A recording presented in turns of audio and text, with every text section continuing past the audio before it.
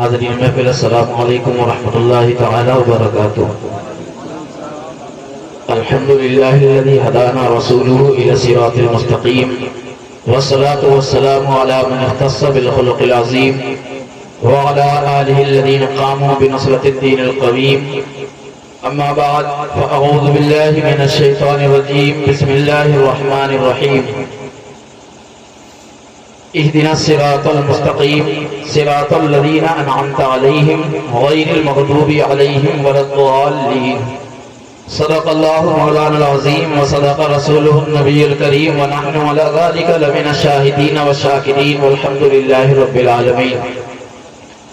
چلے جب حضور سوئے پلک بلغ العلا بکمالہ، کوئی دیکھے رخ کی چمک دمک کشف الدجا بجمالہ، وہ ہیں بے مثال ترین چشک حسنت جمیع خصالہ، انہیں دیکھ لیں تو پڑھیں ملک صلو علیہ وآلہ، درود پاک پڑھیں اللہم صلی علی سیدنا و مولانا محمد مبارک وسلم، صلاۃ و سلام علیک یا رسول اللہ صلی اللہ تعالی علیہ وسلم۔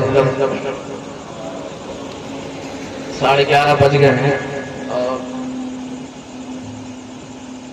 اب جب ہم آئے ہیں تو آج ہم سنا کے جائیں گے، اس لیے کہ 3 دن سے بخار ہے اور عصر کی نماز ہم نے فتح پر جہاں پڑھاتے وہاں پڑھی ہے، اور عصر بعد نکلیں بھیگتے ہوئے یہاں آج اپنی آنکھیں آپ لوگ کھول کے رکھیے گا، کیونکہ اتنی دشواری سفر میں ہو جائے اس کے بعد اگر سامنے والا ساتھ نہ دے تو پھر دقت ہوگی۔ آپ حضرات سے ہاتھ جوڑ کے میری یہ درخواست ہے کہ برائے کرم میری باتوں کو بھی سنیے اور میرے ساتھ بیدار رہیے گا۔ مجھے معلوم ہے وقت زیادہ ہو گیا ہے، اتنے ٹائم میں ہمارے یہاں پروگرام ختم ہو جاتا ہے، لیکن آپ حضرات کی میں آج آپ کا قیمتی وقت آدھا گھنٹہ پون گھنٹہ جو بھی لگے وہ مجھے چاہیے۔ آج آپ ارادہ پختہ کر لیں، اگر کمزور پڑ گیا وہ ارادہ تو اس کو پھر سے قوی کر لیجیے، اس کو پھر سے مضبوط کر لیجیے، اس لیے کہ میں بھیگتا ہوا بارش میں آیا ہوں بخار کے عالم میں۔ ہر خطیب اپنا سفر بیان کرتا ہے، ہم کیا بیان کریں؟ ہم راستے میں مولانا حسین صاحب پاس فون کر رہے تھے کہ قرآن بارش ہو رہی ہے، یعنی آپ کام میں بھیگ رہے ہیں۔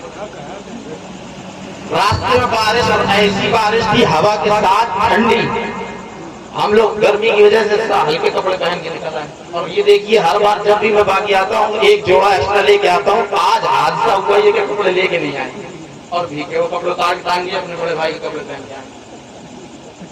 تو اتنا سب ہونے کے بعد آپ کو آج جاگنا پڑے گا اور باتیں سننا پڑیں گی۔ باتیں کیا ہوں گی؟ کچھ میری اپنی ہوں گی، کچھ قرآن کی بات ہوگی، کچھ ان کی ہوگی جن کے لیے حاضر ہوئے، جن کا ذکر سننے کے لیے حاضر ہوئے۔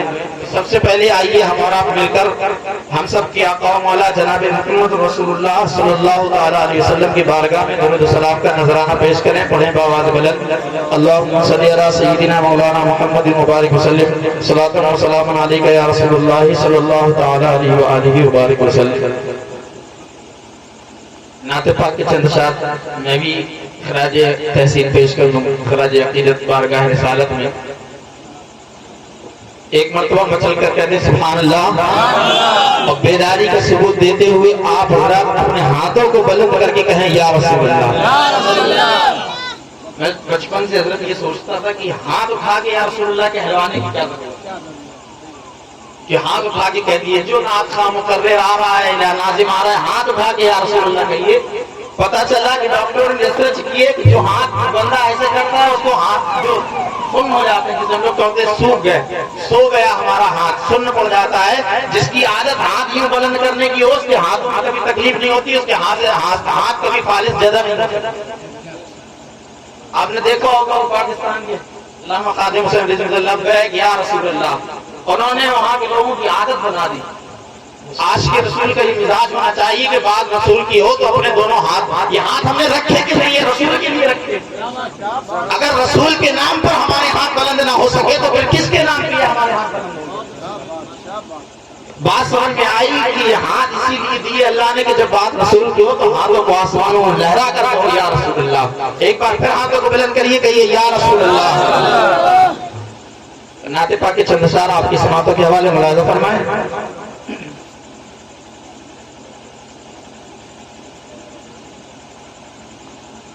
کوئی منصور کوئی بن کے غزالی آئے،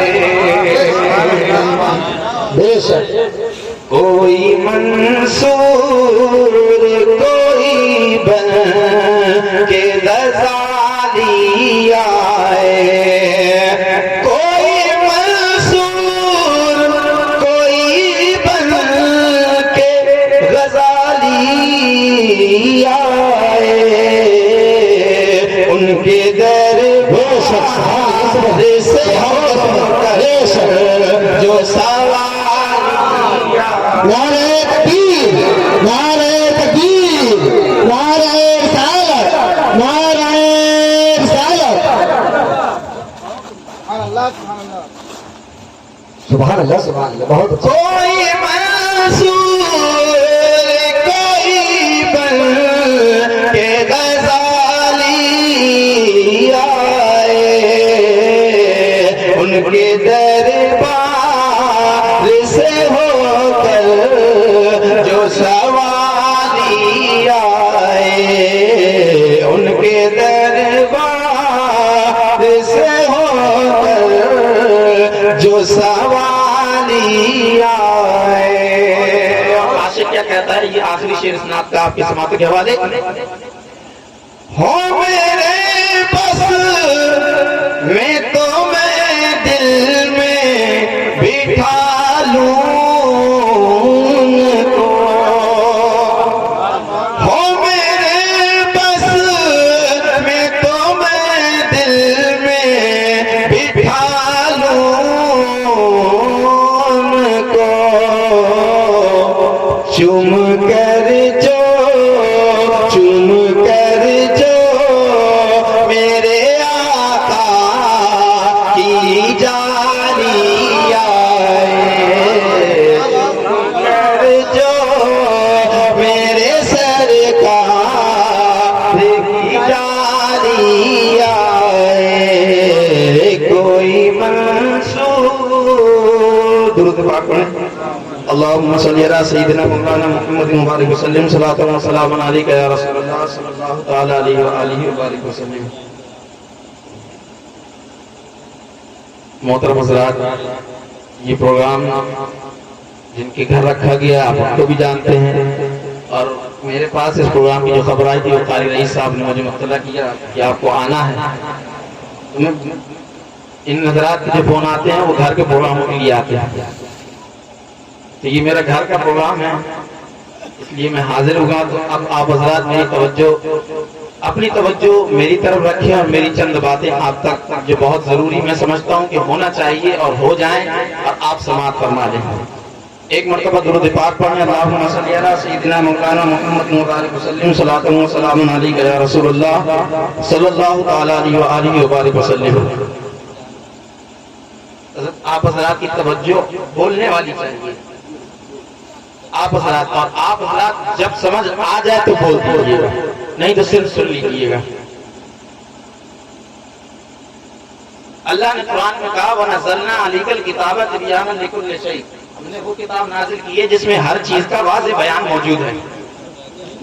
کتنا ہے، کیا ہے؟ تو قرآن کہتا ہے وَلَا رَطْبٍ وَلَا يَابِسٍ إِلَّا فِي كِتَابٍ مُبِينٍ وَلَا أَصْغَرَ وَلَا أَكْبَرَ إِلَّا فِي كِتَابٍ مُبِينٍ۔ ہر خشک چیز کا ذکر قرآن میں ہے، ہر تر چیز کا ذکر قرآن میں ہے، ہر چھوٹی سے چھوٹی چیز کا ذکر قرآن میں ہے، ہر بڑی سے بڑی چیز کا ذکر قرآن میں ہے۔ تو سوال یہ پیدا ہوتا ہے کہ جن کا ذکر کرنے کے لیے آج ہم حاضر ہوئے ہیں کہ ان کا بھی ذکر قرآن میں ہے؟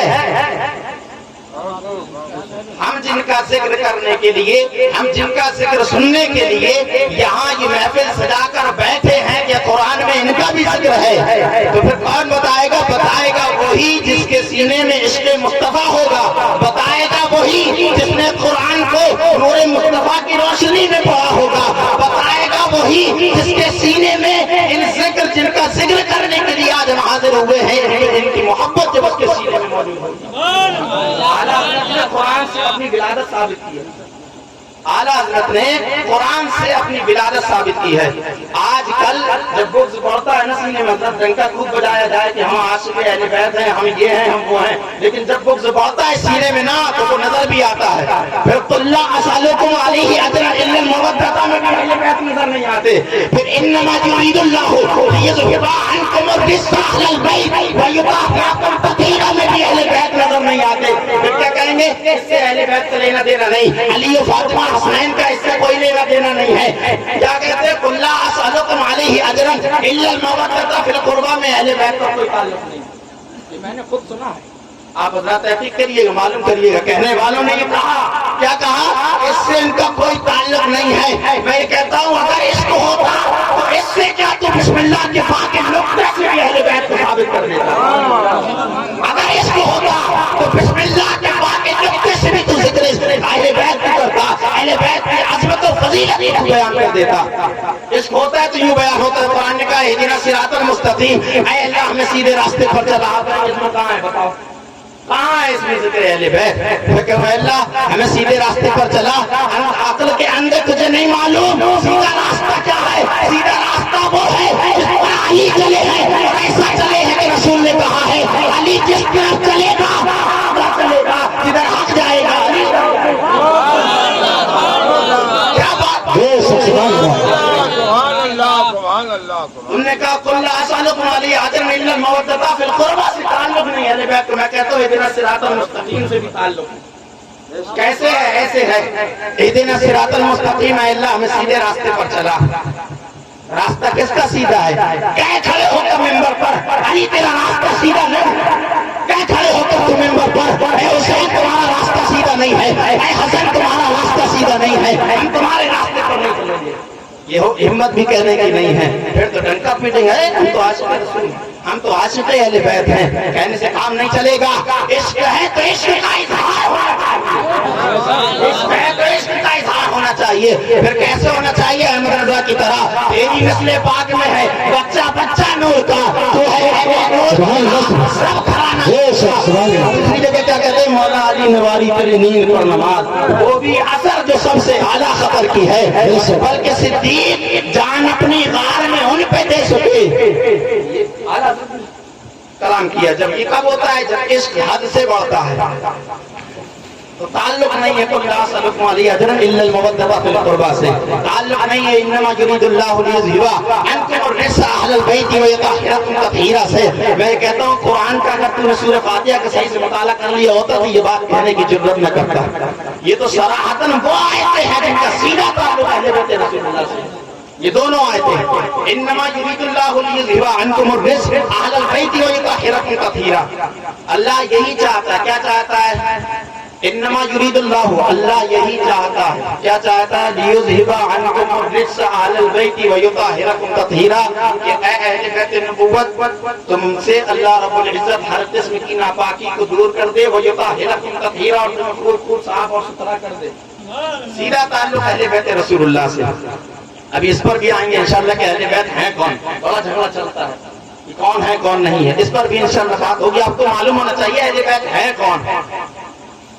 پھر دوسری آیت کیا ہے؟ قل لا اسألکم علیہ اجرا الا المودۃ فی القربى، اے محبوب آپ فرما دیجیے لا اسألکم علیہ اجرا، میں تم سے کوئی اجرت نہیں مانگتا۔ کس بات پر؟ یہ آپ علماء سے سنتے رہتے ہیں کہ جو میں نے دین تم تک پہنچایا، جو میں اللہ کا پیغام تم تک لے کر آیا، اس پر میں تم سے کوئی اجرت نہیں مانگتا، سوائے کس کے؟ الا المودۃ فی القربى، سوائے قرابت کی، جو محبت، جو قربت ہے ہمارے تمہارے بیچ میں، اس کی محبت کا خیال رکھو، اس کا خیال رکھو۔ کہا گیا اس سے کوئی تعلق نہیں ہے، میں نے کہا کہ قرآن کی ہر آیت کا تعلق اہل بیت رسول اللہ سے۔ رسول اللہ نے کیا کہا تھا؟ انا تارک فیکم الثقلین، میں تمہارے درمیان دو چیزیں چھوڑ کر جا رہا ہوں، ایک قرآن، دوسرا اہل بیت، ان دونوں کو پکڑے رہنا، کبھی گمراہ نہیں ہوگے، کبھی بھٹکو گے نہیں، کبھی راہ راست سے نہیں ہٹو گے۔ اور آج کھڑے ہو کر آپ سے کوئی یہ کہہ دے اس کا تعلق ان سے نہیں ہے، ایسا ممکن ہے؟ یہ عقیدہ آیا کہاں سے کہ قرآن کی اس آیت سے اہل بیت رسول اللہ کا تعلق نہیں ہے؟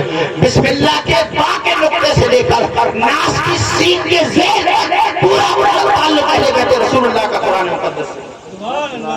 کیسے یہ ثابت کر دیں؟ دو چار آیتیں آپ دیکھیے، کیسے ثابت ہوگا؟ صراط الذین انعمت علیہم غیر المغضوب علیہم ولا الضالین، راستہ ان کا چلا جن پر تو نے انعام کیا ہے۔ تو قرآن بتا پھر قرآن کہ کس پر اللہ نے انعام کیا، تو قرآن دوسرے مقام میں کہتا ہے انعم اللہ علیہم من النبیین والصدیقین والشہداء والصالحین، بنیتن میں رسول ہے یا نہیں ہے، اور صدیق علی ہے یا نہیں ہے، اور شہداء میں حسین ہے یا نہیں ہے، حسن ہے یا نہیں ہے، صالحین میں اہل بیت رسول اللہ ہے یا نہیں ہے۔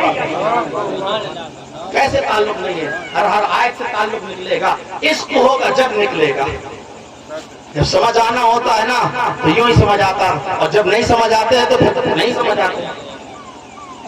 जब समझ में आना होता है तो फारस के सलमान को भी समझ आता है, और जब नहीं समझ आता है तो रसूलुल्लाह के चचा, रसूलुल्लाह का चचा अबू लहब, उसको भी समझ नहीं आता।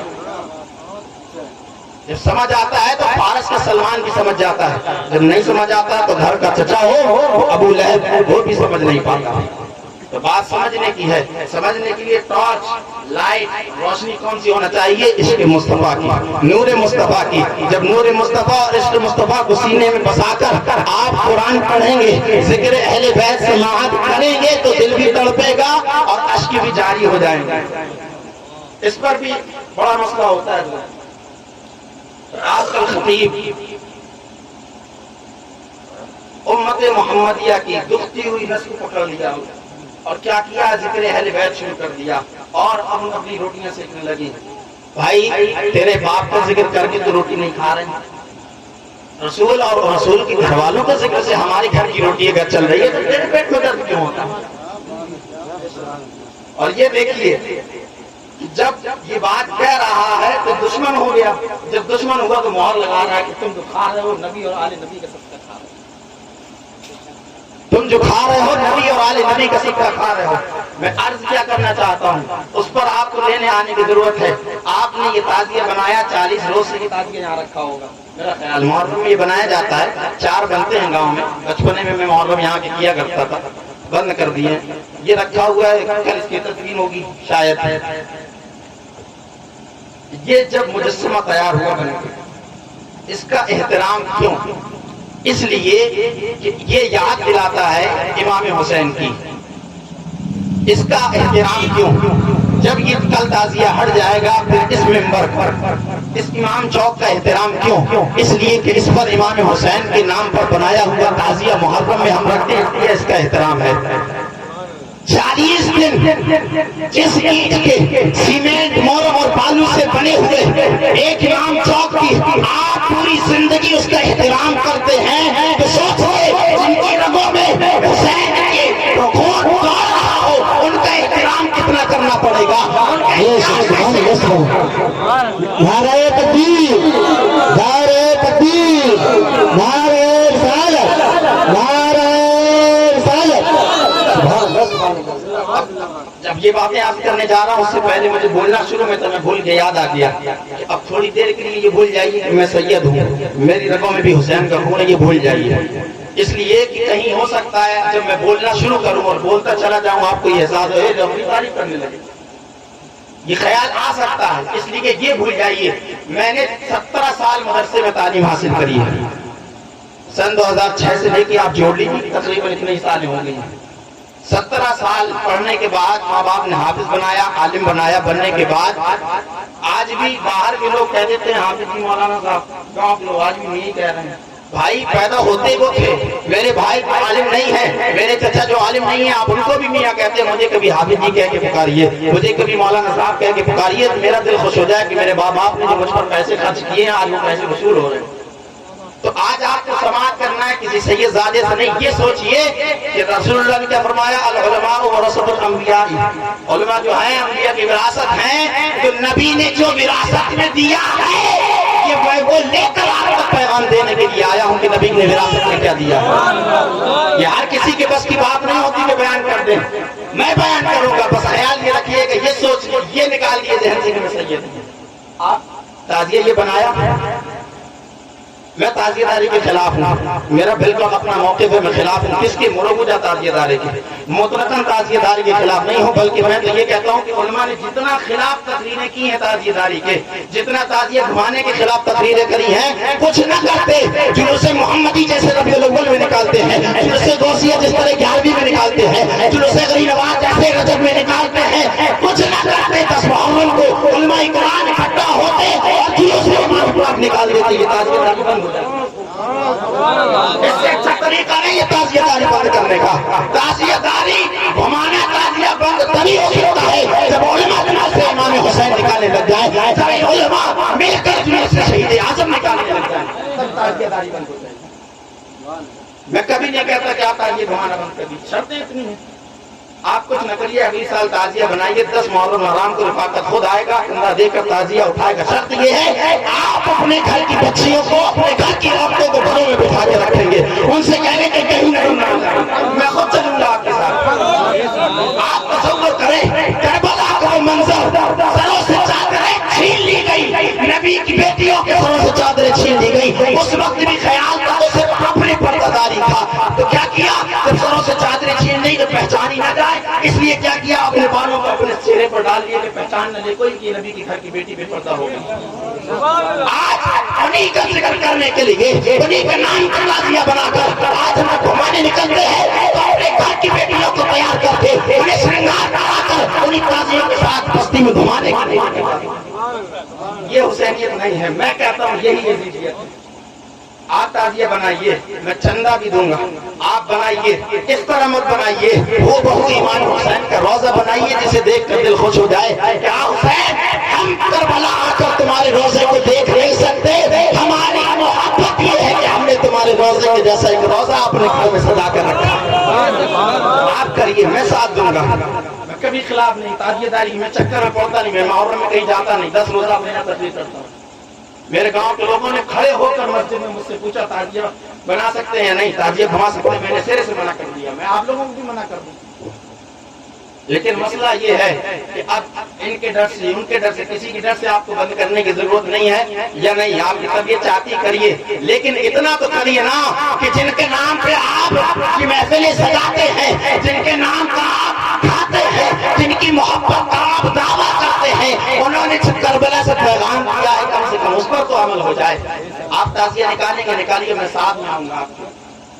مجھے بچپن یاد ہے، میرے دادا نے ہم لوگوں کو تعزیوں کے نیچے سے گزارا ہے، ہم نے تعزیے کو چوما ہے، تعزیے کے سامنے سیڑھی میں رکھ کر نیاز ہم نے دلوائی ہے، ہم نے اس کے کلابے پہنے ہیں، سب کچھ ہم نے کیا ہے۔ آپ چاہتے ہیں میں سب کچھ کروں گا، اگر ہمیں کوئی شیعہ کہے گا میں تسلیم کر لوں گا، شرط یہ ہے تمہارے گھروں کی بیٹیاں گھروں سے باہر نہ نکلیں، شرط یہ ہے، یہ حسینیت ہے۔ پھر روزہ بناؤ ہو بہو امام حسین کا۔ میں عرض کر رہا تھا آپ نے یہ بنایا، یہ چمکیلی ہے، یہ ستارے، یہ تمہیں اس میں لگائے، ان کی عزت، ان کا احترام کب پڑا جب ان کی نسبت امام حسین کے تعزیے سے جڑ گئی، جب ان کی نسبت، یہ چمکیلی آپ نے دکان سے خریدی، خریدنے پر اس کی اہمیت نہیں تھی، دکاندار کو کیا معلوم ہے کس لیے لے کر جا رہا ہے، لیکن جب آپ آ کر اس پر لگا دیے ہیں، اب اگر چمکیلی کا ایک ٹکڑا کل صبح یہاں گرا ڈلا ہوگا تو آپ آدھپن اس کو اٹھا کر تعزیے میں کہیں پہ وصل کر دیں گے، کہیں رکھ دیں گے، کیوں؟ کیونکہ یہ امام حسین کے تعزیے کا ٹکڑا ٹوٹ کر گر گیا تھا، اس لیے احترام آپ اس کو حفاظت کے ساتھ رکھ رہے ہیں۔ تو پھر نبی کی آل کے ساتھ اسی حسین، جس حسین کی محبت کا ہم دعویٰ کرتے ہیں، جب ان کی آل محبت کی بات آتی ہے تو ہم پیٹ پیچھے برائیاں کرنے لگ جاتے ہیں، ہم پیٹ پیٹ پہ ان پر انگلیاں اٹھانے لگ جاتے ہیں۔ کس لیے؟ جب ایک تعزیے پر نبی چمکیلی کا احترام صرف حسین صاحب اس کا احترام کر رہے ہیں، تو پھر ان کا بھی احترام ہمیں کرنا ہوگا جن کی رگوں میں حسین دوڑ رہا ہے، یہ ہمیں کرنا پڑے گا۔ اب آپ سوچیں گے چالو ہو گئے اپنی تعریف کرنے لگے، میں اپنی تعریف نہیں کر رہا ہوں۔ عالم دین سرکار نے فرمایا علی امام جنت الامام ڈھال ہے، ڈھال کا کام کیا ہوتا ہے؟ بچانا۔ ڈھال کس لیے استعمال کی جاتی ہے؟ بچانے کے لیے۔ امام کو اسی لیے رسول اللہ نے کہا علی امام جنت الامام ڈھال ہے، کیوں؟ وہ اپنی عوام کو بچاتا ہے، برے کاموں سے آگاہی دیتا ہے، انہیں خبردار کرتا ہے کہ یہ برے کام یہاں سے چھوڑ دو۔ میں آپ کو بتانے آیا ہوں کہ کہیں ایسا نہ ہو جس طرح علم کی وجہ سے کسی عالم کی تحقیر کو رہے، اس کو عالم جان کر اس کی بے ادبی کرنا، اس کو حقیر جاننا، یہ کفر ہے۔ ٹھیک اسی طرح کسی سید کو سیادت کی وجہ سے حقیر سمجھنا، یہ بھی کفر۔ آپ کسی گناہ میں ملوث نہ ہو جائیں، آپ کی آخرت خراب نہ ہو جائے، آپ کسی پریشانی میں مبتلا نہ ہو جائیں، آپ کسی سیدزادے کی گستاخی میں ملوث نہ ہو جائیں۔ میں صرف اس احساس اور خیال کے ساتھ آپ کی بارگاہ میں حاضر ہوا۔ آپ یہ نہ سوچیں کہ ایک سیدزادہ کھڑے ہو کر آپ کو کر رہا ہے۔ آپ دیکھیں ہر کسی نے جب دیکھا آپ کے گاؤں میں، آپ کہتے ہیں سادات اکرام ہیں، ان کا احترام، آپ کی تعظیم سر آنکھوں پر، آپ کی محبت سر آنکھوں پر، آپ نے جو عزت ہمیں دی، آپ نے جو اہمیت ہمیں دی، ہم اس کو اپنا سر کا تاج بناتے ہیں۔ میرا سوال یہ ہے کہ سیدوں کی محبت ملتا کیا ہے؟ جب دیکھو تب سیدوں سے محبت کرنا چاہیے، سیدوں کی تعظیم کرنا چاہیے. ملتا بھی ہے کچھ، احترام سے ملتا بھی ہے کچھ. آپ سے کوئی پوچھ لے کچھ ملا، آپ کیا جواب دیں گے؟ کیا ملا؟ آپ کو ملا. آپ سے سوال کر دیا جائے کہ آپ کو کیا ملا، بتا نہیں پائیں گے.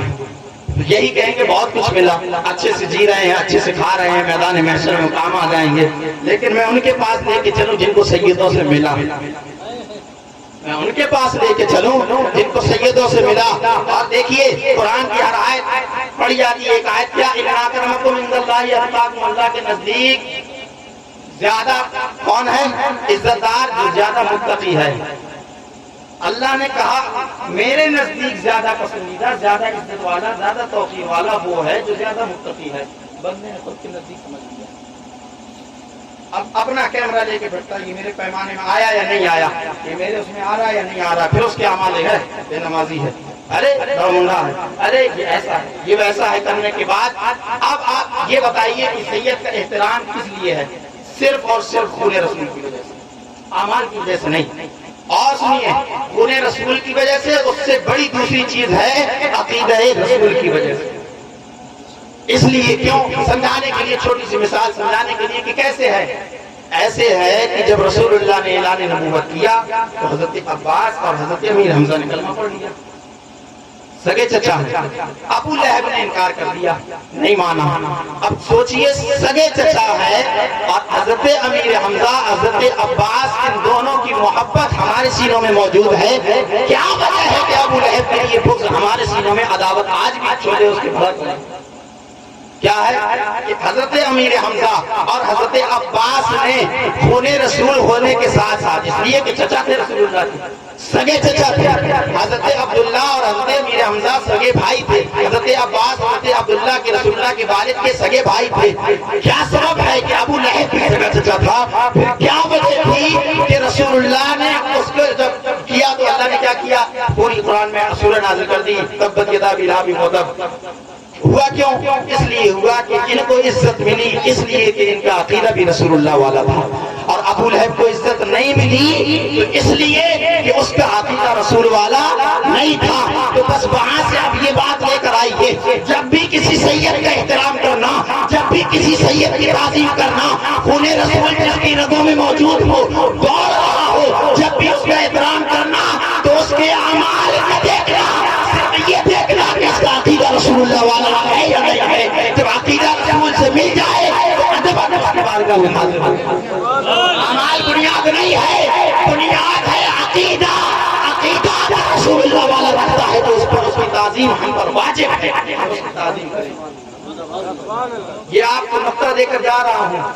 ہر سید قابل اطاعت نہیں ہے، ہر سید قابل اطاعت یعنی ہر سید اس لائق نہیں ہے کہ اس کی پیروی کی جائے. لیکن دوسرا جملہ سنیے، ہر سید جو سنی صحیح العقیدہ ہو وہ قابل تعظیم ہے.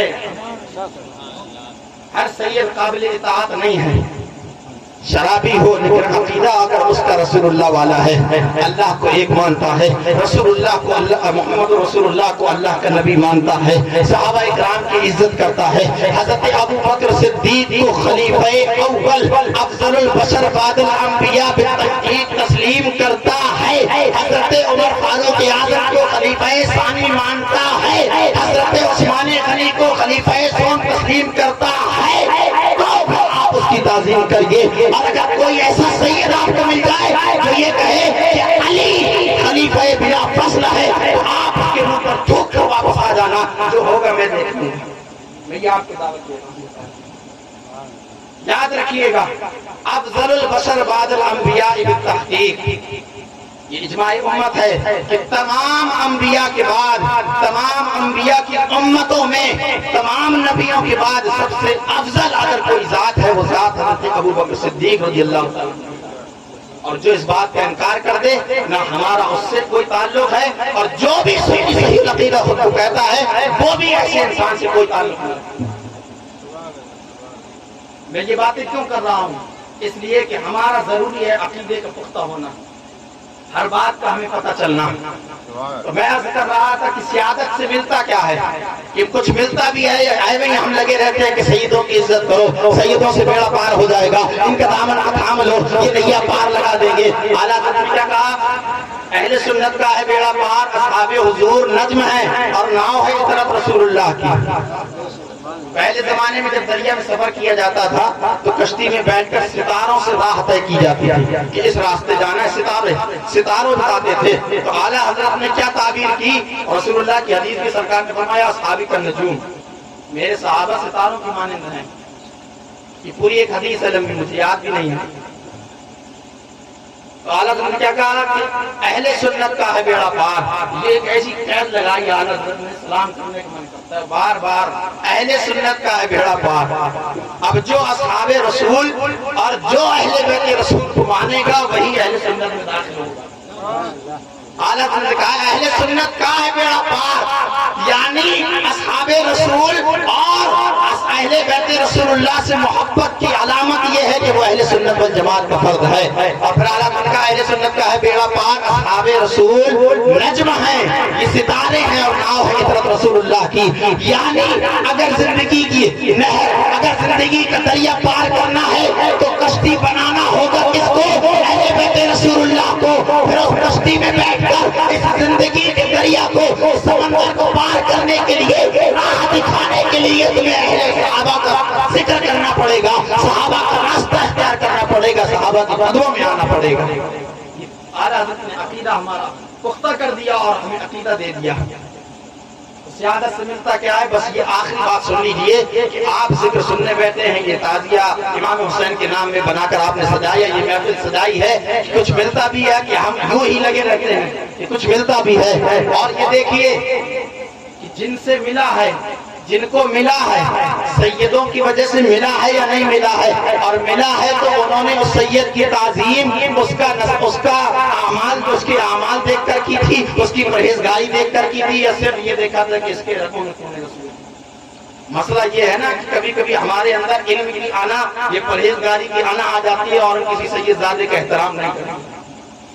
یہ بڑی چیز ہے کہ جس علم پر نازا ہے, جس علم پر بنا ہوا ہے, یہ نہیں پتا ہے کہ یہ علم بھی اسی کے باپ کی علم کے گھر کی خیرات ہے. یہ علی کے در کا ٹکڑا پا کر, علی کے در کی سوکھی ٹوکی روٹیاں پا کر ہی یہ آج بہترین عالم بنا پھر رہا ہے. اور پھر جب عالم بن گیا تو اس سے اتنا بھی نہیں ہوتا کہ کسی ایسے انسان کا احترام کر لے جو یہ کہتا ہے کہ میری رگوں میں علی کا خون دوڑ رہا ہے, میری رگوں میں حسین پاک کا خون دوڑ رہا ہے. سیادت سے ملتا بھی ہے کچھ یا نہیں ملتا ہے. اب جنہیں ملا ہے ان سے پوچھ لیتے ہیں, ادھر ادھر جانے کی کیا ضرورت ہے؟ آپ بتائیں, آپ بتائیں, آپ بتائیں. جنہیں ملا ہے ان سے پوچھتے ہیں. چلیے سب سے پہلے چلتے ہیں 100 سال پیچھے بریلی کی زمین پر. 100 سال پیچھے چلیے بریلی کی زمین پر پہنچتے ہیں. کس سے؟ فاضل بریلوی, جنہیں دنیا اعلیٰ حضرت عظیم المرتبت کے نام سے جانتی ہے, رضوان اللہ تعالی علیہ. اب اعلیٰ حضرت کو کیسے ملا وہ آپ نے واقعہ سنا, میں اس پر ڈالنا نہیں چاہتا ہوں. میں جس طرف لے کر آنے چاہتا ہوں بس آپ وہ بات سمجھ لیجئے کہ اعلیٰ حضرت کی پالکی لے کر چلے لوگ اٹھا کر. آپ نے یہ واقعہ سنا ہے. اعلیٰ حضرت کو خبر محسوس ہو گیا, پوچھا آپ میں سے پالکی اٹھانے والوں میں سے یہ بتائیے سید زادہ کون ہے؟ بتایا فنا, ڈرتے ہوئے سہمتے ہوئے وہ آئے. آپ بتائیے آج دنیا اعلیٰ حضرت کو اعلیٰ حضرت کیوں کہتی ہے؟ لوگ کہتے ہیں انہوں نے سیدوں کا احترام بتایا, سیدوں کی تعظیم بتا دی کہ اہل بیت رسول اللہ کی عزت کیسی کرنی چاہیے, اہل بیت رسول اللہ سے محبت کیسے کرنی چاہیے. میں ایک بات آپ کی ذہن نشی کرانا چاہتا ہوں اس واقعے سے کہ آپ یہ بتائیے کہ دنیا احمد رضا کو اس واقعے کے بعد سے اعلیٰ حضرت کے نام سے جاننے اور پہچاننے لگی, لیکن کسی نے آج تک یہ نہیں بتایا کہ جس سید زادے کا احترام احمد رضا نے کیا تھا وہ سید زادہ پرہیزگار تھا یا نہیں تھا, وہ باشرہ تھا یا نہیں تھا, اس کے چہرے پر داڑھی تھی یا نہیں تھی, وہ نمازی تھا یا نہیں تھا. کسی نے یہ نہیں بتایا. جس نے بھی بتایا یہ بتایا کہ اس نے یہ کہا تھا کہ میں صرف اور صرف سید زادہ ہوں. نعرہ تکبیر, نعرہ تکبیر, نعرہ رسالت, نعرہ رسالت, مسلک اعلیٰ حضرت, نعرہ تکبیر, نعرہ رسالت. حضرت احمد رضا فاضل بریلوی علیہ رحمت و رضوان جس سیدزادے کا احترام کر کے اعلیٰ حضرت بنے، جسے دنیا نے اعلیٰ حضرت مانا، جانا، تسلیم کیا، اور ایسا نہیں ڈنکے کی چوٹ پر احمد رضا نے منوایا کہ میں اعلیٰ حضرت، ڈنکے کی چوٹ پر۔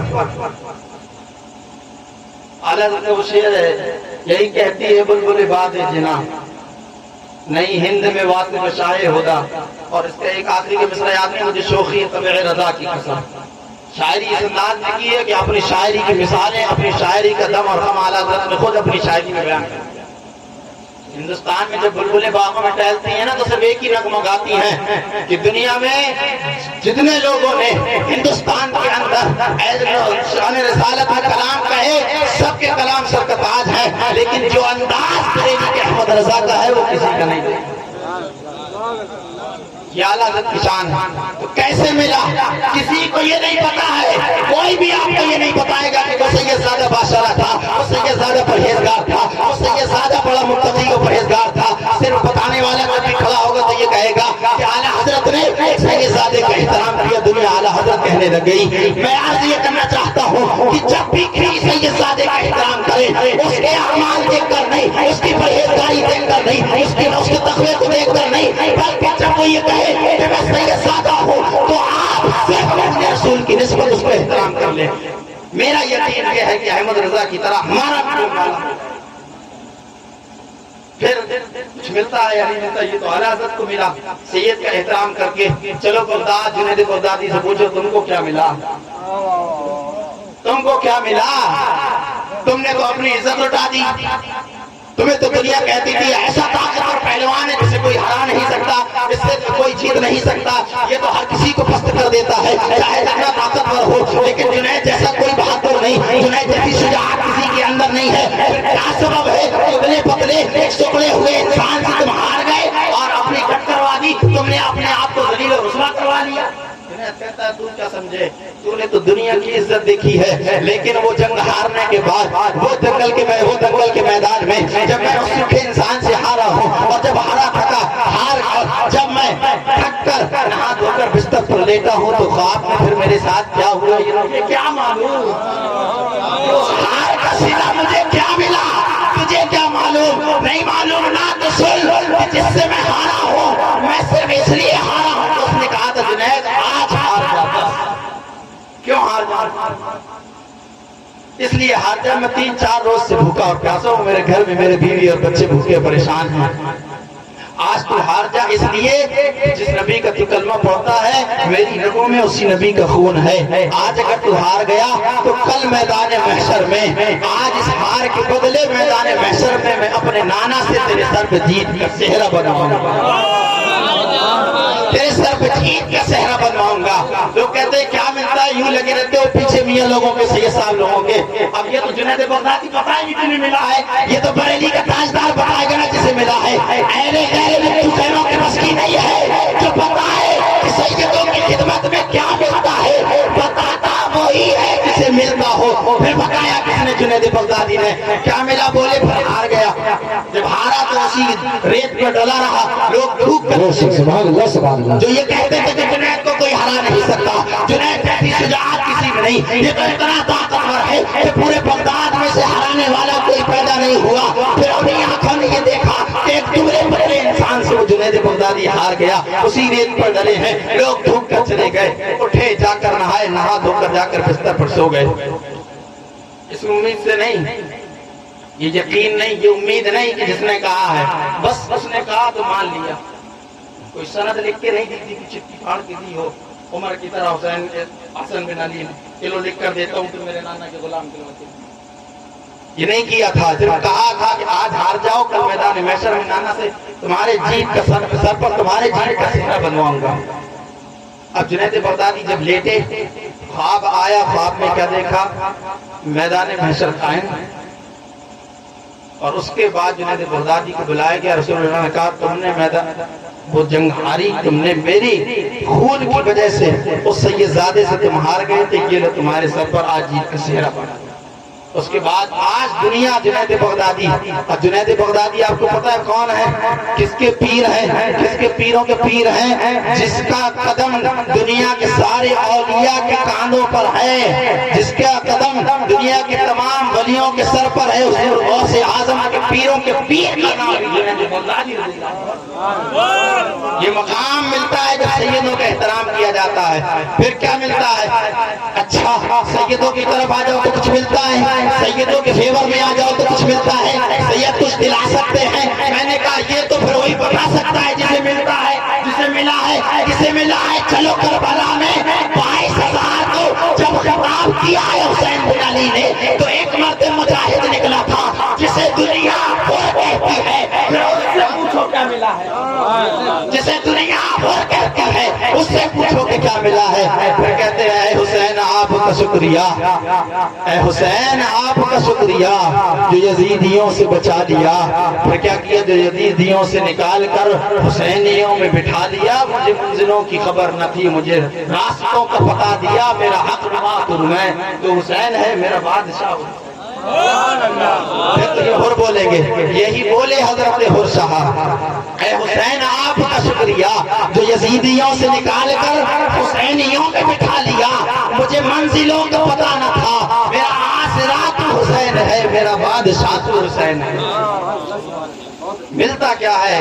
اب ان واقعات سے آپ سمجھیے کہ کیا ملتا ہے۔ یہ تو ہر کہہ رہے ہیں کہ جو زخیوں سے نکالا ہے تو ہم نے جنتیوں میں داخل کر لیا۔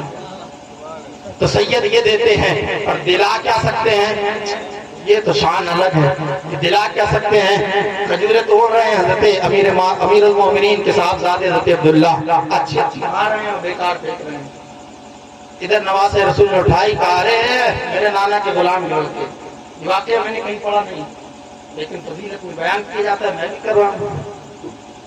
اب جب سنا بھائی بادشاہ کا بیٹا یہ بار بدل گئے، پہنچے ابا کی بارگاہ میں، کہا حسن نے ایسا ایسا کہا ہے کہ تم میرے نانا کے غلام کے لڑکے ہو ابا جان، تم رسول اللہ کے غلام ہو۔ اچھا ایسا کہا ہے، بلا لاؤ امام حسن کو۔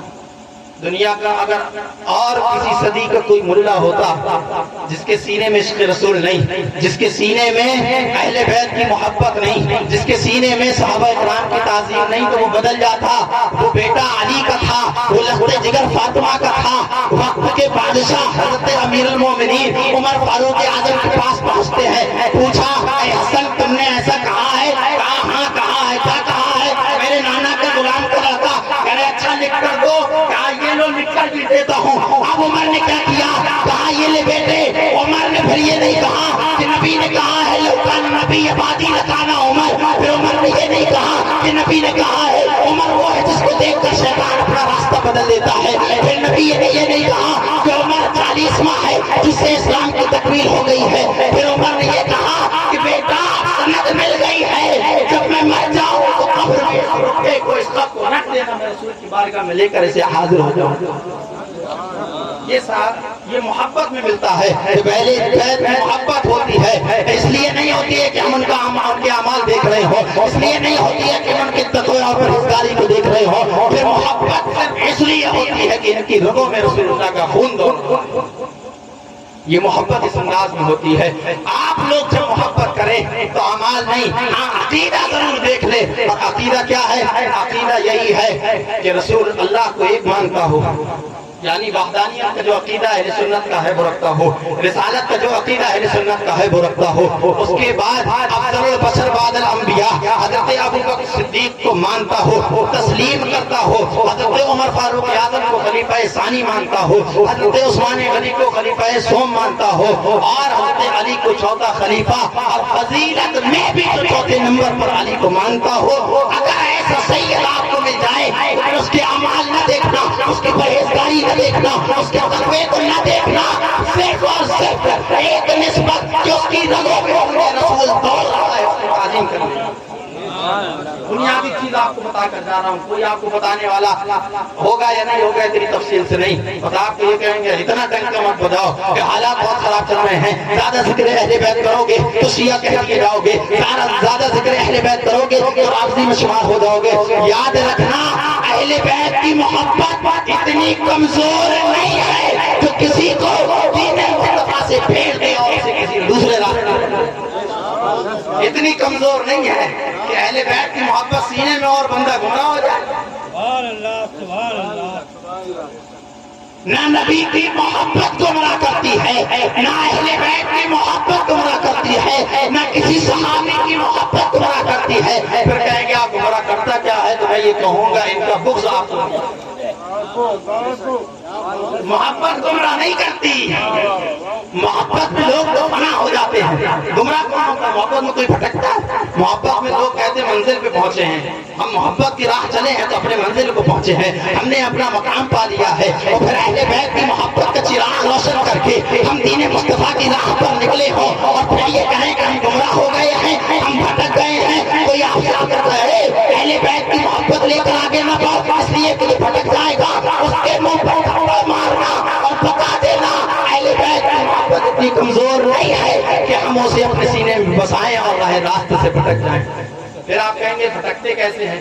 بھٹکتے ایسے ہیں جب اہل بیت کی محبت میں آپ اتنا آگے نکل جائیں کہ آپ صحابہ کی توہین کر بیٹھیں، آپ حضرت ابوبکر صدیق کے گستاخ ہو جائیں، آپ حضرت عثمان غنی کی گستاخی کرنے لگ جائیں، آپ حضرت عمر فاروق اعظم کو برا بھلا کہنے لگ جائیں، تب آپ سمجھ لینا اس پر بھی یہ اہل بیت کی محبت نے آپ کو گمراہ نہیں کیا ہے، اہل بیت کی محبت نے آپ کو راہ راست سے نہیں ہٹایا ہے، بلکہ جس نبی کا آپ کلمہ پڑھ رہے تھے اسی نبی کے صحابہ کا بغض آپ کو سینے میں آیا، اس لیے آپ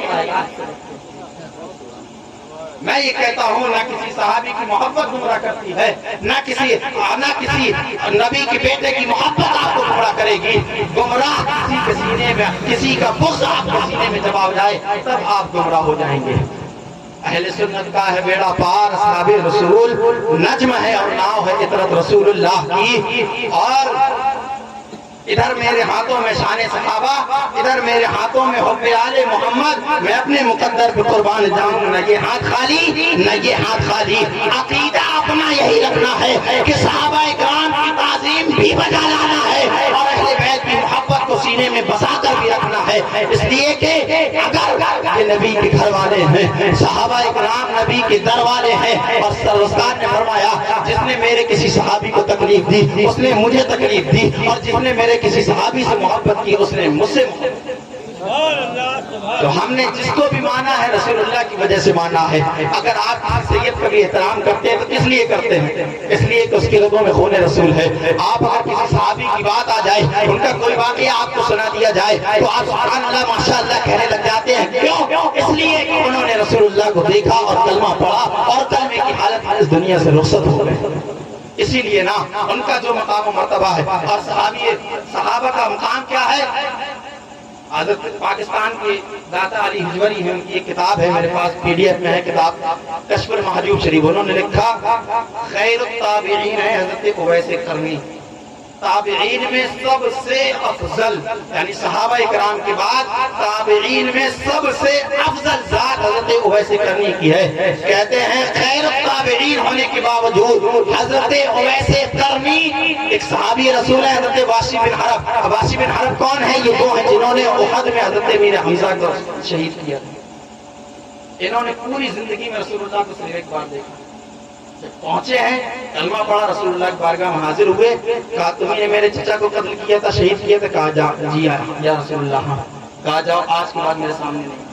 پوری زندگی رسول اللہ کی محفلوں میں آتے رہے لیکن کبھی رسول کو دوبارہ دیکھا نہیں. سر اٹھانے کی ہمت نہیں کہ سر جھکا کر محفلوں کے آخر میں بیٹھے رہتے تھے. واسی بن حرب. اب سنیے صحابی کا مقام کیا ہے، صحابی کا مرتبہ کیا ہے. آج کوئی وقت کا ولی بھی ہو، مادرزاد ولی بھی ہو، کچھ بھی ہو، کسی بھی صحابی کے مقام کو نہیں پہنچ سکتا. حضرت داتا علی حجوری کہتے ہیں خیر التابعین ہونے کے باوجود حضرت اویس قرنی واسی بن حرب کے ادنا سے مقام کو بھی نہیں. یہ مقام ہے صحابی رسول کا. اگر کوئی کتا کھڑے ہو کر حضرت امیر معاویہ پر بھونکنے لگ جائے تو اس کے گریبان پکڑ کر نیچے لٹک دیجیے گا. صحابی کے بارے میں کوئی بات نہیں. ہر صحابی نبی جنتی جنتی یہ ہمارا عقیدہ بھی ہے اور رسول اللہ کا یہ ہر اپنے صحابی کو مژدہ بھی ہے، یہ خوشخبری اور ہدایت بھی ہے کہ جس نے نبی کا کلمہ پڑھا، نبی کی ظاہری زندگی میں نبی کو دیکھا اور ایمان کی حالت اس دنیا سے رخصت ہوا ہے وہ جنت میں رسول کے ساتھ داخل ہے. یہ صحابی کا مقام. اور اہل بیت نبوت کا مقام کیا ہے؟ تو مقام یہ ہے، سرکار نے فرمایا علی کوثر پہ میرے ساتھ، حوض کوثر پہ میرے ساتھ ہوگا، میزان پہ بھی اہل بیت نبی کے ساتھ ہوں گے، پل صراط پہ بھی نبی کے ساتھ ہوں گے. جنت کس کی ہے؟ سرکار نے فرمایا الحسن والحسین سیدہ شباب اہل الجنہ. حسن و حسین جنتی نوجوانوں کے سردار ہیں. فاطمہ کیا ہے؟ جنتی اور نوجوان عورتوں کی سردار ہیں. سب کچھ انہی کے انڈر میں میدان محشر میں کر دیا گیا ہے. اچھا ساتھی کوثر نبی ہیں، حکم ہوگا علی پلائیں گے نبی کے حکم سے، تو علی کی محبت بھی ضروری. حضرت ابو بکر صدیق حضرت علی کو دیکھ کر مسکرا رہے تھے. اب یہ میں نے روایت پڑھی نہیں ہے، بڑے بڑے علماء کرام سے سنی ہے، اس لیے میں بیان کر رہا ہوں. آخری بس یہ بات سن لیجیے. میں بتانا چاہتا ہوں کہ آپ کسی پس و پیش میں نہ پڑھیے گا کہ اہل بیت اور صحابہ میں سے ہم کسے زیادہ مانیں. ان کے درمیان جو رشتہ تھا نا، اگر آپ اس کو سماعت کر لیں گے نا تو آپ کبھی ان کو سلام کریں گے کبھی ان کو سلام کریں گے کہ تم سب کی عظمتوں کو سلام کہ تم نے کیسا کردار ادا کیا ہے اور امت کو ایسا پیغام دیا ہے کہ جب صحابہ کی طرف دیکھو تو پھر انہیں مانو اور جب اہل بیت کی طرف دیکھو تو پھر انہیں مانو. یعنی پھر کیا کریں؟ پھر دونوں کو مان لو. کیسے؟ پھر احمد رضا کی طرح کہ اہل سنت کا ہے بیڑا پار، صحاب رسول نجم ہے اور ناؤ ہے اطرت رسول اللہ کی. اس انداز میں مان لو. پھر کیا ہوا؟ حضرت ابو صدیق رضی اللہ تعالیٰ عنہ دیکھا تو مسکرا دیے. علی نے پوچھا آپ کیوں مسکرا رہے ہیں؟ کہنے میں نے رسول اللہ سے فرماتے ہوئے سنا کہ میدان محشر میں علی جنت کی ٹکٹیں بانٹے گا. علی کیا کرے گا؟ جنت کی ٹکٹیں بانٹے گا کہ کون جنت میں جائے گا کون نہیں جائے گا. تو پھر حضرت علی مسکرا دیے. حضرت ابو بکر صدیق نے پوچھا علی اب تم کیوں مسکرا رہے ہو؟ تو کہا اے ابو بکر باقی بات رسول اللہ نے مجھ سے کہی تھی. کیا کہا تھا؟ کہا تھا اے علی ٹکٹ اس کو دینا جو میرے ابو بکر سے محبت کرتا ہے. اب کدھر جائیں؟ تو اب ابو بکر کو افضل البشر بعد الانبیاء بھی ماننا پڑے گا اور ادھر علی کو کیا کہنا پڑے گا؟ من کنت مولا فہذا علی مولا.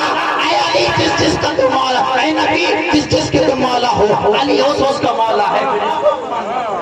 ایسے ماننا پڑے گا ہمیں، ایسے تسلیم کریں گے. اب حضرت ابو بکر کی محبت کو بھی سر اپنے ان کی محبت ان کی تعظیم بھی اپنے سر میں سجا دیجئے اور علی کی محبت بھی اپنے سینے میں بسا دیجئے. جب اس انداز میں آپ اس دنیا میں رہیں گے تو نہ اس دنیا میں رسوا ہوں گے، نہ قبر میں رسول اللہ سے چہرہ چھپانے کی نوبت آئے گی اور نہ حشر. بات چلی کہ کیسا رشتہ تھا ان کے درمیان. بہت بڑی چیز ہے یہ کیسا رشتہ تھا. اہل بیت سے محبت. ہم امام حسین کا ذکر سننے کے لیے بیٹھے. ہم نے سال میں ایک مرتبہ محرم میں ان کے نام کا تعزیہ بنا لیا، نظر و نیاز کرا لی، یہ سب کرا لیا. صحابہ اکرام نے بھی ان سے محبت کی ہے، ان کی تعظیم کی ہے. تو کیسے کی ہے؟ بس ایک واقعہ سن لیجیے، بہت زبردست واقعہ. اور سنیے پھر یہ ہوتا ہے نا کہ ہم دیکھتے ہیں کہ اچھا کسی پیر کا لڑکا ہو، غیر سید کی بات کرتا ہوں، پیر کا لڑکا ہو تو ان کے مرید اپنے پیر کی وجہ سے پیرزادے کی عزت کرنے لگ جاتے ہیں. کیوں بھائی میرا پیر صاحب؟ اچھا پھر پیر کا صاحبزادہ ہے اس لیے بڑا تعظیم والا ہو گیا تو پھر ان کی عزت کر جن کی رگوں میں خون رسول دوڑ رہا ہے. تیرا پیر بنا اپنے اعمال کی وجہ سے نا، پرہیزگاری کی وجہ سے، متقی ہونے کی وجہ سے. تم نے اس کے ہاتھ پر بیعت کی ہے تو اس لیے کہ تم نے دیکھا میرا پیر بڑا متقی ہے، بڑا پرہیزگار ہے، دین کا بڑا پابند ہے، شریعت مطہرہ کا بڑا پابند ہے، تو تم نے اس کے ہاتھ پر بیعت کی ہے. لیکن جب نبی کی آل کی بات آئے گی تو صرف ایک چیز دیکھنا ہے، عقیدہ رسول والا ہے یا نہیں ہے، صحابہ کی تعظیم کرتا ہے یا نہیں ہے، صحابہ سے محبت کرتا ہے یا نہیں ہے. اگر ایسا ہے تو پھر اس کی تعظیم آپ پر بجا لانا واجب. ایسا سے زیادہ اگر آپ دیکھ لیں. آخری بات یہ سن لیجیے، بس میں اپنی گفتگو یہیں ختم کر دوں گا. حضرت عمر فاروق اعظم کے دور میں ایک جنگ فتح ہوئی جس کو مدائن کہتے ہیں. صحابی رسول ان سے مرگی کہتے ہیں لما فتح المدائن علی اصحاب رسول اللہ. جب اللہ نے مدائن کو صحابہ کرام کے لیے فتح کر دیا، جیت کر دے دیا، پھر کیا ہوا؟ حضرت عمر فاروق اعظم نے مسجد نبی میں مال غنیمت جمع کروایا. جنگ ختم ہونے کے بعد جو مال ملتا تھا وہ سارا جمع کروایا. کہا چلو بھائی اب لینے کے لیے آ جاؤ مال. سب سے پہلے کون آیا؟ حضرت امام حسن رضی اللہ تعالیٰ. کیا کہا؟ آتنی حقی مما افاء اللہ یا امیر المومنین. کہنے لگے اے امیر المومنین جو میرا حق بنتا ہو آپ مجھے دے دیجیے۔ آپ نے کیا فرمایا؟ فقال له الرعب والکرامہ، آپ نے فرمایا ہاں ہاں آپ آئے ہیں، ارے آپ ہی کی تو تعظیم، آپ ہی تو عزت والے ہیں، آپ ہی کی وجہ سے تو ہمیں عزتیں ملی ہیں، آپ کا کیا وقار، آپ کی کیا بات، آپ کے کیا کہنے ہیں۔ تعریف و توصیف کرنے کے بعد آپ نے کہا، کیا کہا؟ امام حسن کو 1000 درہم دے دو۔ 1000 درہم امام حسن کو دیے، آپ تشریف لے گئے۔ پھر کون آیا؟ پھر امام حسین آئے۔ میں یہ بتانا چاہ رہا ہوں اس واقعے سے کہ صحابہ کرام کا اور اہل بیت کا تعلق کیسا تھا، ان کی محبت کیسی تھی، اور میری نظر میں اس سے اچھا کوئی واقعہ ملتا بھی نہیں ہے، اس لیے کہ ہر کوئی اپنی اولاد کو دیکھتا ہے، دوسروں کو نہیں دیکھتا، لیکن عمر نے کیا پیغام دیا اس واقعے سے سماعت کریں۔ امام حسین آئے، آپ نے بھی کہا یا امیر المومنین آتنی حقی مما عفا اللہ علی المسلمین، اے امیر المومنین میرا بھی حق دیجیے جو مجھ پر بنتا ہو۔ آپ نے کہا آپ کی بھی بڑی عزتیں ہیں، آپ کی بھی بڑی تعریفیں ہیں، آپ کی بڑی توصیف کے لائق ہیں۔ پھر آپ کو بھی حکم دیا گیا، کیا دیا کہ ان کو بھی 1000 درہم دے دو۔ امام حسین کو بھی 1000 درہم دیے گئے، آپ تشریف لے گئے۔ اس کے بعد کون آیا؟ حضرت عبداللہ ابن عمر، حضرت عمر فاروق اعظم رضی اللہ تعالیٰ عنہ کے صاحبزادے۔ آپ آئے، آپ نے بھی کیا کہا آنے کے بعد؟ یا امیر المومنین آتنی حقی مما عفا اللہ علی المسلمین، جو میرا حق بنتا وہ میرا بھی دے دیجیے۔ آپ نے کہا فقال له الرعب والکرامہ، تمہاری بھی بڑی عزتیں ہیں، جو تم سے پہلے آئے تھے ان کے صدقے میں تمہیں بھی رب نے عزتیں عطا کر دی ہیں، تمہارا بھی نام ہو گیا ہے، تمہارے باپ کو بھی انہی کی وجہ سے عزتیں ملی ہے، آؤ آؤ تم بھی آؤ۔ پھر آپ کو حکم دیا کہ انہیں 500 درہم دے دو۔ کیا حکم دیا کہ انہیں 500 درہم دے دو۔ امام حسن کو 1000، امام حسین کو 1000۔ اب جب اپنے بیٹے کی باری آئی تو وقت کا امیر المومنین ہے، مسلمانوں کا بادشاہ ہے، خلیفہ دوم ہے، کہتے ہیں کہ انہیں 500 درہم دے دو۔ اب حضرت عبداللہ ابن عمر کا جواب سنیے، بارگاہ اپنے باپ کی بارگاہ میں کیا کہہ رہے ہیں؟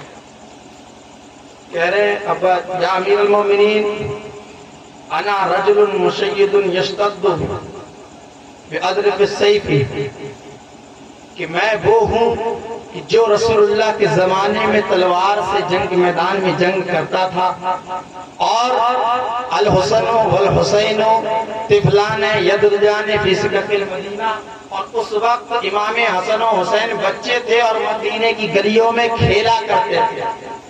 یعنی آپ نے اپنے آپ کو اپنے باپ کے پاس یہ بتایا، ایسا نہیں تھا ان کی منشا یہ تھی کہ مجھے 500 کیوں دیے ہیں۔ آپ کی عظمتوں کو بھی سلام، حضرت عبداللہ ابن عمر کی عظمتوں کو بھی سلام کہ اپنے باپ کے پاس کھڑے ہو کر انہوں نے یہ سوال کیا تاکہ یہ پیغام امت تک پہنچ جائے کہ اہل بیت نبوت کا مقام و مرتبہ کیا ہے۔ جیسے ہی آپ نے یہ کہا تو حضرت امیر المومنین نے ارشاد فرمایا نام ٹھیک ہے۔ پھر کیا فرمایا؟ فضاب جا آتے نہیں، لے کر آ۔ کیا لے کر آ؟ ان کے باپ کے جیسا باپ لے کر آ، ان کی ماں کی جیسی ماں لے کر آ، ان کے نانے کے جیسا نانا لے کر آ، ان کے پھوپھی جیسی پھوپھی لے کر آ، ان کے ماموں جیسا ماموں لے کر آ، ان کے نانی کی جیسی نانی لے کر آ۔ کتنا بڑا جملہ ہے۔ خود بادشاہ ہیں، بیٹے نے مطالبہ کیا انہیں 1000 مجھے 500، جبکہ میرا مقام یہ ہے کہ میں رسول اللہ کے زمانے میں جنگ سے تلوار سے جنگ کیا کرتا تھا، جنگ کے میدان میں جاتا تھا، اس وقت حسن و حسین تو بچے تھے۔ آج ہمارے ذہنوں میں یہ بات آتی ہے نا کہ ہم جب چھوٹا سیدزادہ کسی کو دیکھتے ہیں اس کا احترام، اس کے ہاتھ دستبوسی کرنے میں سوچتے ہیں اتنا چھوٹا ہے، میں عالم دین ہوں، میں مفتی ہوں، میں مفکر ہوں، اس کی تعظیم میں کیوں کروں؟ عمر نے بتایا کہ تعظیم کیسے کرنی ہے، عمر نے سکھایا اپنی امت کے لوگ، اپنے نبی کی امت کے لوگوں کو کہ کیسے کرنی ہے۔ جواب نے کہا کہ اگر ان جیسا حصہ لینا چاہتا ہے، اگر تو چاہتا ہے کہ تجھے بھی ایک اتنا حصہ ملے تو پھر جا حسن و حسین کے ماں کے باپ کی جیسا باپ لے کر آ، ان کے ماں کی جیسی ماں لے کر آ، ان کے نانے کے جیسا نانا لے کر آ، ان کے نانی کی طرح نانی لے کر آ، ان کی خالہ کی طرح خالہ لے کر آ، ان کے ماموں کی طرح ماں کو لے کر آ۔ جب یہ کہا ہے تو اب جواب اس کے پاس، جب نہیں کہا تو پھر آپ نے خود جواب دیا تو لا بھی نہیں سکتا۔ پھر آگے کیا فرمایا؟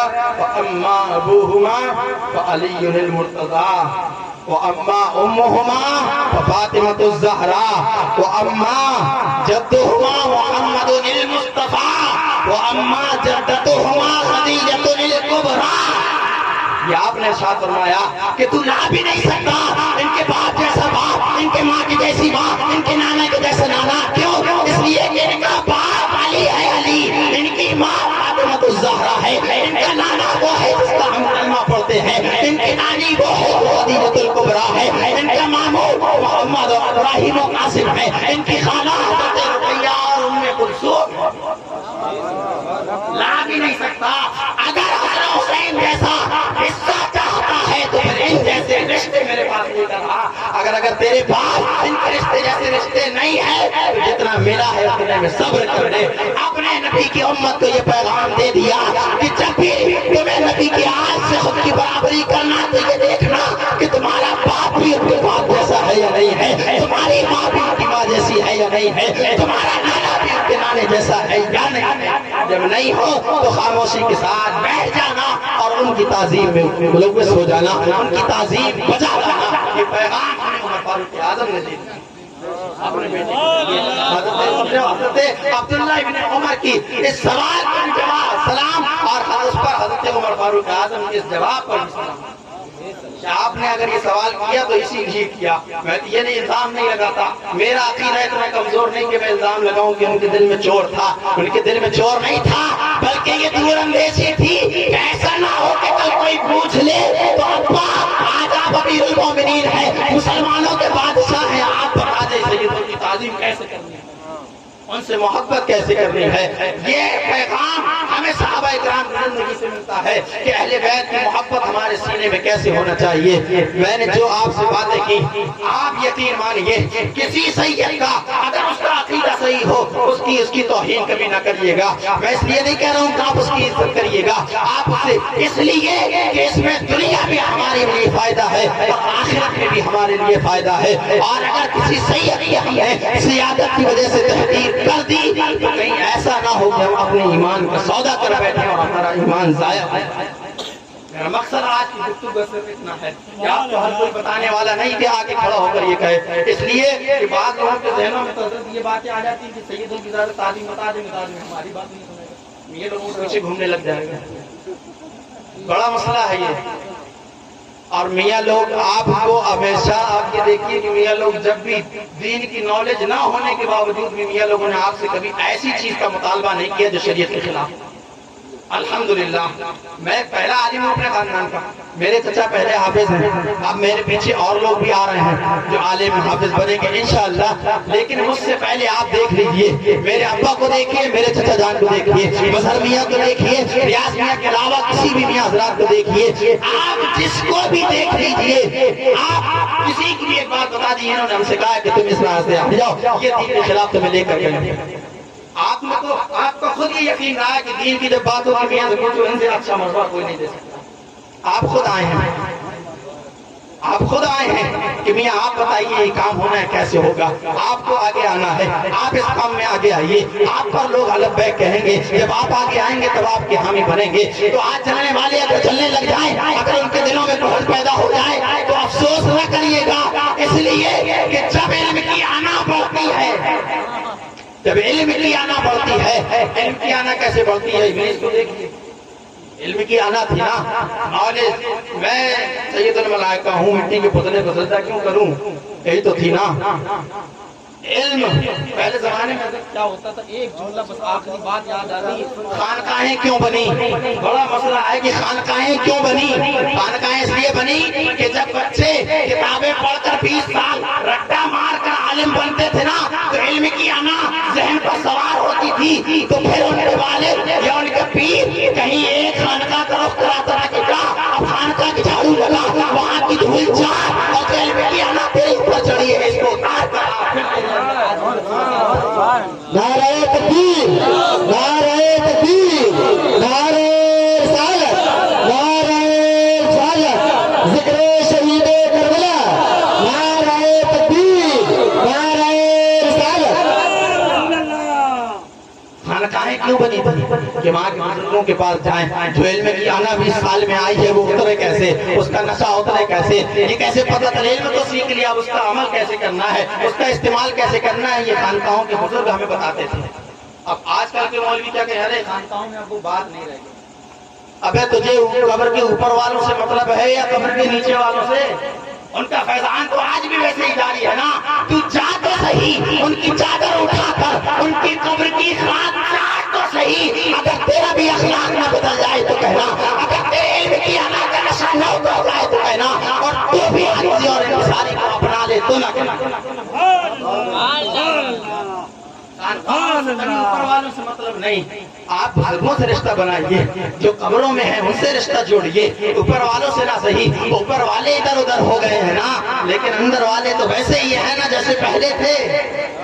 آج بھی ان کا سگنل, ان کا ٹاور, ان کی سیٹلائٹ اسی طرح دوڑ رہی ہے جیسے پہلے دوڑا کرتی تھی. آپ رشتہ بزرگوں سے بنائیے. جب ہمارا رشتہ بزرگوں سے مضبوط ہو جائے گا, قرآن نے کیا کہا تھا, انما یخشی اللہ من عبادہ العلماء.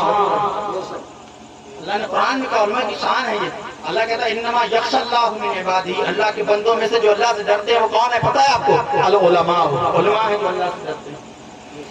اب بات اس پر اگر علمی کرنا ہو نا, علماء کرام بیٹھے ہو علمی کرنا ہو تو العلماء ہو, یہ نکرہ نہیں لایا گیا, علماء نہیں ہے. العلماء الف لام کے ساتھ آیا. اگر الف لام کی تعریف کر دی جائے تو یہ جو بنے مولوی پھرتے ہیں سب خارج ہو جائیں گے.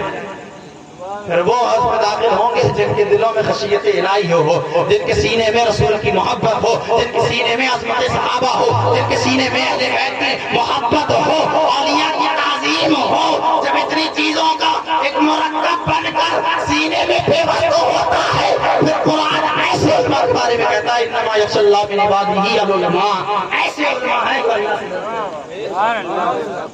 خالی 10 سال مدرسے میں پڑھ لینے سے, 4 کتابیں پڑھ لینے کے بعد اگر عالم بن کر میں آپ کے سامنے آ جاؤں کہ میں نے بھی 10 سال مدرسے میں خواب چھانی ہے, میں بھی عربی جانتا ہوں, میں بھی الحمدللہ رب العالمین کی ترکیب کر سکتا ہوں, میں بھی بسم اللہ الرحمن الرحیم کا معنی بتا سکتا ہوں, تو یہ عالم ہونا نہیں ہے. عالم ہونا یہ ہے کہ جو آپ کو یہ بتائے کہ جب مصطفیٰ کا نام آئے تو انگوٹھوں کو ایسے چوم لو, جب آپ کو یہ بتائے کہ اہل بیت کی بات آئے تو ہاتھوں کو بلند کر دینا, جب صحابہ کی بات آئے تو ہاتھوں کو بلند کر دینا, ان کے نقش قدم پر چلنا, ان کی محبت پر طرف اٹھنا, ادھر ادھر نہ دیکھنا کہ کون ہمیں دیکھ رہا ہے کون نہیں دیکھ رہا ہے. جب نبی اور نبی کے چاہنے والوں کا ذکر ہو تو جھوم پڑو.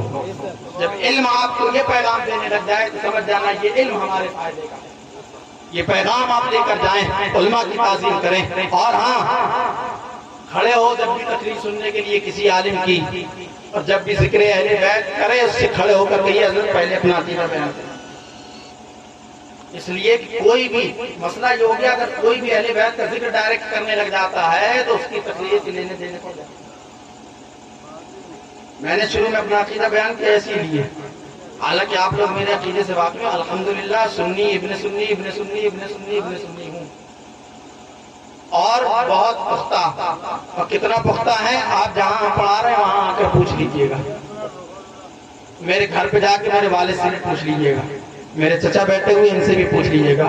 اپنا عقیدہ پختہ کر لیجئے. آج کی اس محفل سے یہ پیغام, بس ایک پیغام لے کر اٹھیے کہ جس کے دل میں نبی کی محبت ہوگی, جس کے دل میں صحابہ کی تعظیم ہوگی, جس کے دل میں اہل بیت نبوت کی محبت ہوگی, اگر وہ یہ کہتا ہے کہ میں سید زادہ ہوں, ہمیں تعظیم کرنا ہے, پھر ہمیں اس کے اعمال کو نہیں دیکھنا.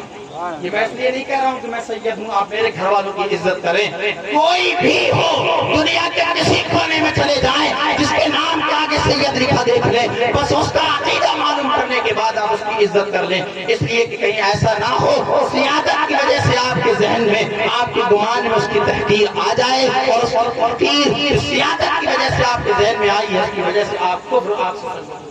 میں صرف آپ کو اس گناہ سے بچانے کے لیے آپ کے لیے پیغام لے کر 40 دن ہو گئے یہ تعزیہ داری آپ کی ہے. بچپنے سے ہمارے یہاں ہم بھی دیکھتے چلے آ رہے ہیں, ہمارے یہاں پہ جاتے ہیں آپ لوگ لے کے, ہمارے چبوترے میں رکھے بھی جاتے ہیں, سب ہوتا ہے. میری ایک گزارش ہے, اس پیغام اگلی سال محرم میں ایک کام کریے, آپ اپنا یہ یقین کر لیجئے کہ آپ کے گھر میں آپ کی اگر عورتوں پر حکم چلتا ہے تو اتنا کریے گا اپنے گھر کی بہن بیٹیوں بیویوں کو محرم کے دنوں میں تعزیے کے نام پر باہر نہ نکلنے دیجیے.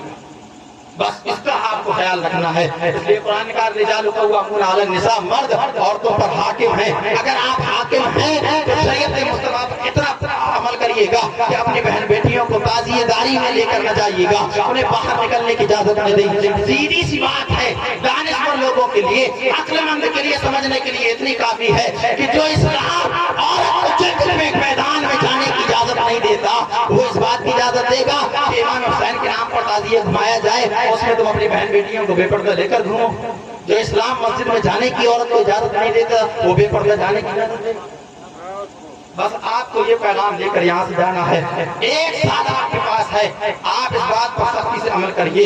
آپ 10 محرم الحرام کو مجھے بلائیے، میں خود حاضر ہوں گا آپ کے یہاں۔ یہ میرا گاؤں ہے، میں پیدا یہاں ہوا، پلا بڑا ہوں سب، میں نے بھی آپ کے یہاں دیکھا۔ جو چیز مجھے خراب لگتی ہے، میں تعزیے کے خلاف نہیں ہوں، میں گھمانے کے بھی خلاف نہیں ہوں، اس لیے کہ آپ اگر واقعی یہ چاہتے ہیں کہ گھمائیں اور میاں لوگ ساتھ میں گھومیں، میں چاہے اپنے چچا کے قدموں کو بوسہ دے کر انہیں راضی کروں، اپنے والد قدم بوسی کر کے راضی کروں۔ میں آپ سے وعدہ کرتا ہوں، آپ عورتوں کو منع کر دیجئے، ڈھول بند کر دیجئے، یہ اکھاڑا بکھاڑا جو سب کھیلتے ہیں یہ بند کر دیجئے۔ سیدھی زبان میں شروع میں عرض کی تھی حضرت، ہم مل کر جلوس امام پاک نکالتے ہیں۔ آپ کو تعزیہ لے کے چلنا، آپ تعزیہ لے کے چلیے، لیکن جلوس امام پاک مرتبت امام علی مقام پڑھیے، ذکر شہداء کربلا کی محفل سجا کر ہم آپ اور اپنے ایک دوسرے تک پیغام پہنچاتے ہیں کربلا کا۔ اگلی سال محرم میں آپ 10 محرم الحرام کو جب تعزیہ گھمائیں، جب جلوس امام حسین نکالیں، اس انداز میں نکالیں کہ مقام مختلف مقامات پر کھڑے ہو کر اہل دنیا کو بتائیں کہ کربلا کے میدان میں حسین نے کیا کردار ادا کیا، ہر ایک کو پتہ چلنا چاہیے۔ آپ دیگر قوموں کو بھی بتائیں کہ ہم اس حسین بن علی کو ماننے والے ہیں کہ جس نے اپنا پورا کنبہ لٹا دیا تھا لیکن سچ کا ساتھ نہیں چھوڑا تھا، حق کا ساتھ نہیں چھوڑا تھا۔ یہ دنیا کو پیغام دے۔ اللہ رب العزت کی بارگاہ میں دعا ہے کہ اللہ ہم سب کو اہل بیت کی سچی اور پکی محبت کرنے کی توفیق و رفیق عطا فرمائے، ان کے نقش قدم پر چلنے کی توفیق و رفیق عطا فرمائے، صحابہ کی تعظیم، ان کی محبت ہم سب کے سینوں میں پیدا فرمائے۔ استغفر اللہ ربی من کل ذنب واتوب الیہ۔ السلام علیکم ورحمۃ اللہ تعالی وبرکاتہ۔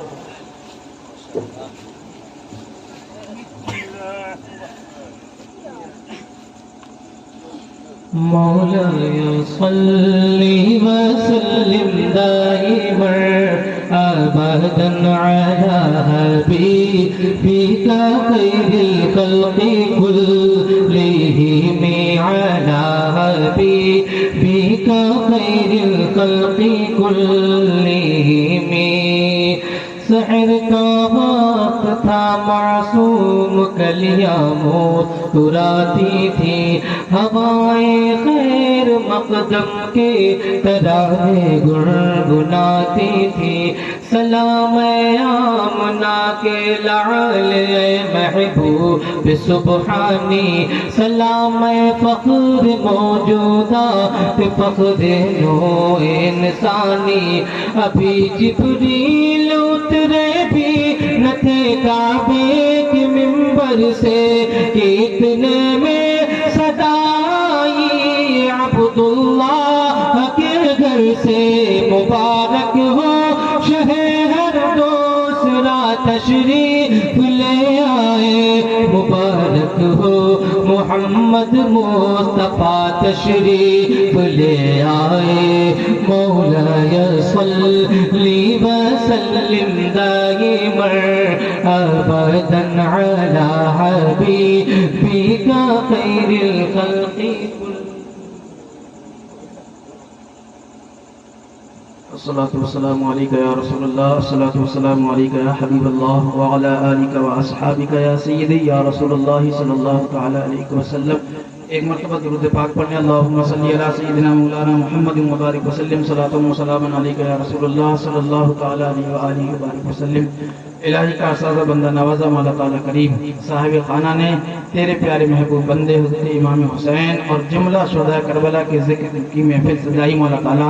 پیارے پیارے حبیب تیرا، تیرے پیارے حبیب کا ذکر کیا گیا مولا تعالی۔ جو بھی ذکر خیر ہوا، جس طرح سے بھی لوگوں نے شرکت کی، حاضرین حاضر ہیں مولا تعالیٰ، ہم سب نے حاضر ہو کر اس میں شرکت کی مولا تعالیٰ، ہم سب کی حاضری کو اپنی بارگاہ میں قبول فرما، اس محفل میلاد کو اپنی بارگاہ میں قبول فرما یا العالمین۔ جو بھی ذکر خیر ہوا، جانے نہ جانے میں اس میں کوئی بھی اگر غلط بات بیان کی گئی ہو مولا تعالیٰ اپنے فضل و کرم سے معاف فرما یا العالمین۔ ہم سب کو اپنے نبی، صحابہ کرام اور اہل بیت رسول اللہ کے نقش قدم پر چلنے کی توفیق و رفیق عطا فرما، ان سے سچی اور پکی محبت کرنے کی توفیق و رفیق عطا فرما، نبی کی آل کی عزت و تعظیم کرنے کی ان کا احترام ان کی تعظیم کرنے کی توفیق و رفیق عطا فرما ان سے سچی اور پکی محبت کرنے کی توفیق و رفیق عطا فرما ان سے اس دنیا میں بھی رشتہ مضبوط کرنے کی توفیق عطا فرما ایسا رشتہ اس دنیا میں ان سے بنا کہ جو قیامت تک ہمارے ولی کام آئے یا العالمین صاحب خانہ کو تمام آفات و بلایات سے محفوظ فرما اہل بیت اطہار کا صدقہ عطا فرما دنیا میں جہاں کہیں بھی مسلمان پریشان حال ان کی پریشانیوں کو دور فرما جو بے روزگار ہیں انہیں صاحب روزگار بنا جو بیمار ہیں انہیں شفا کاملہ و عاجلہ عطا فرما جن کے گھروں میں نوجوان بیٹے اور بیٹیاں موجود ہیں مولا تعالیٰ رشتوں کے لیے ان کے لیے غیب سے نیک اور صالح رشتوں کا انتظام فرما ہر ایک کے رزق میں علم میں عمل میں بے شمار برکتیں عطا فرما ان اللہ و ملائکتہ یصلون علی النبی یا ایھا الذین آمنوا صلوا علیہ وسلموا تسلیما اللہم صل علی سیدنا و مولانا محمد و مبارک وسلم صلاۃ و سلام علیک یا رسول اللہ صلی اللہ تعالی علیہ وسلم سبحان ربک رب العزۃ عما یصفون وسلام علی المرسلین والحمد للہ رب العالمین الحمد لا الہ الا اللہ